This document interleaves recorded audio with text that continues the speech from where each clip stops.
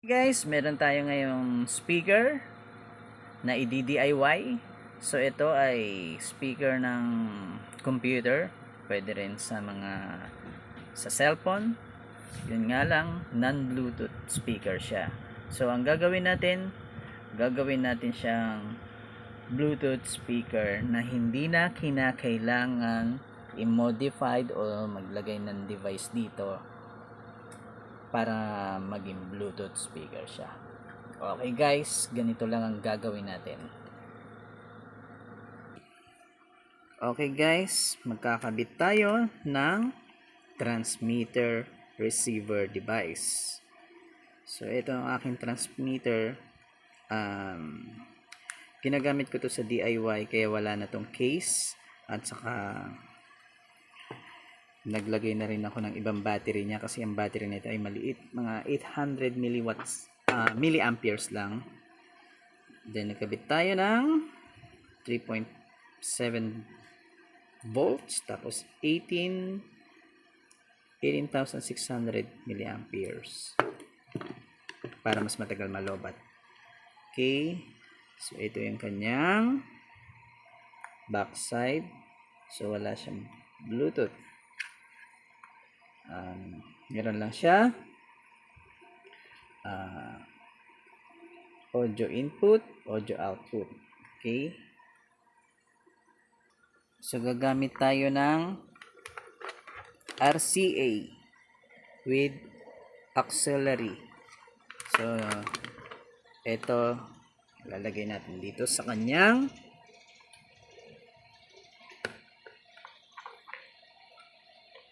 audio input. Ayan.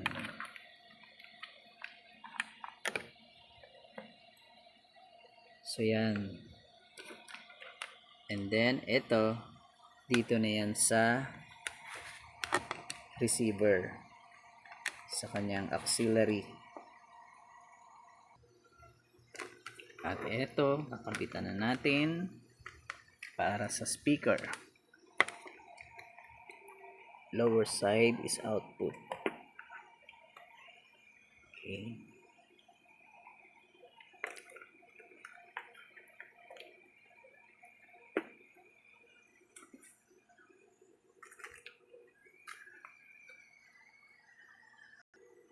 At ikakabit na rin natin ang battery ng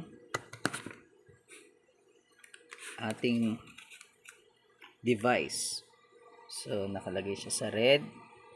Ibig sabihin pag nasa red, nasa receiver mode siya.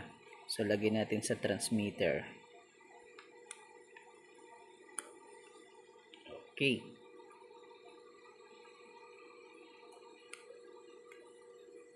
Yan, nasa transmitter. Color blue naman. So ito mula sa auxiliary papunta sa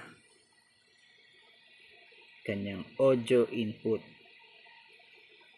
So yan na yung magiging Bluetooth device niya. Okay, i-sound check natin. Case, power on.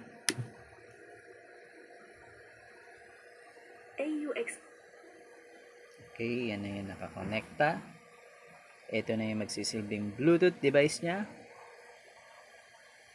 Ito yung ating cellphone para mag-play. Sound check natin.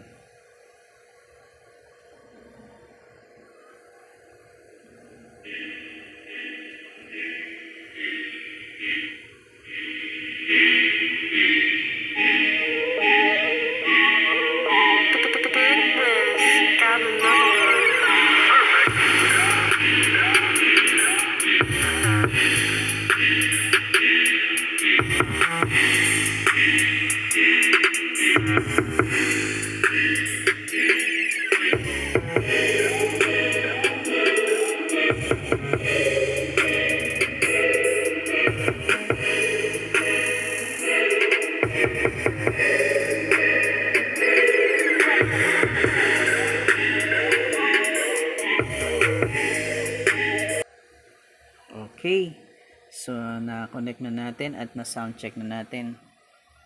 So ito, sa speaker lang to sa baba sa kanyang audio output speaker line dito sa kanyang satellite. Dalawa yan. So ito naman sa taas, audio input. Ito yung ating RCA na may auxiliary connection. So yan yung naka-attach sa receiver and transmitter device. Ito naman yung ating cellphone na magkakonekta sa transmitter. Okay guys, alright,